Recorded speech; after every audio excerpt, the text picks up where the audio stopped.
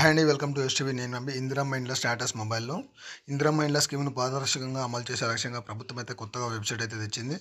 ఈ వెబ్సైట్ ద్వారా ఇందిరమ్మ ఇండ్ల స్టేటస్ను ఇటు లబ్ధిదారులు అటు ఆఫీసర్లు ఎప్పటికప్పుడు తెలుసుకోవచ్చు. తద్వారా లబ్ధిదారులు ఆఫీసుల చుట్టూ తిరిగే సమస్య అయితే ఉండదు. ఈ వెబ్సైట్ ద్వారా ఇందిరమ్మ దరఖాస్తులు లబ్ధిదారులు తమ అప్లికేషన్ ఏ స్టేజ్లో ఉందో, సర్వే రిపోర్ట్ ఎలా వచ్చింది, ఇల్లు మంజూరైందా లేదా, మంజూరు కాకపోతే కారణాలేంటి, ఒకవేళ మంజూరైతే ఆ ఇల్లు L1, L2, L3 జాబితాలో ఉందా వంటి వివరాలు తెలుసుకోవచ్చు. ఈ మేరకు హౌసింగ్ కార్పొరేషన్ ఎండీ గౌతమ్ శుక్రవారం అయితే ఒక ప్రకటన అయితే విడుదల చేశారు.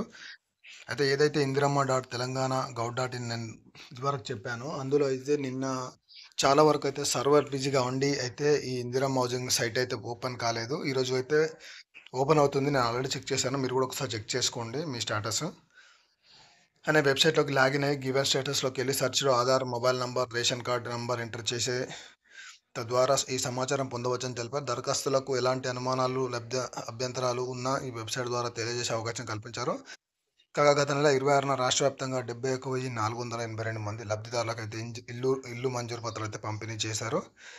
ఈ లబ్ధిదారులు జాగాను క్లిక్ చేసి ముగ్గులు పోసుకునే ఏర్పాట్లు చేస్తున్నారు. మొత్తానికైతే ఇందిరమ్మ ఇళ్ళకి సంబంధించి ఏదైతే ఉందో నిన్న గ్రేటర్ హైదరాబాద్ అలాగే కొన్ని కొన్ని పెద్ద పెద్ద సిటీస్లలో మాత్రం ఈ సర్వేకు సంబంధించి స్టాటస్ అయితే చేంజ్ అయిపోయింది. మామూలుగా L1, L2 లిస్టులు అయితే ఉండే.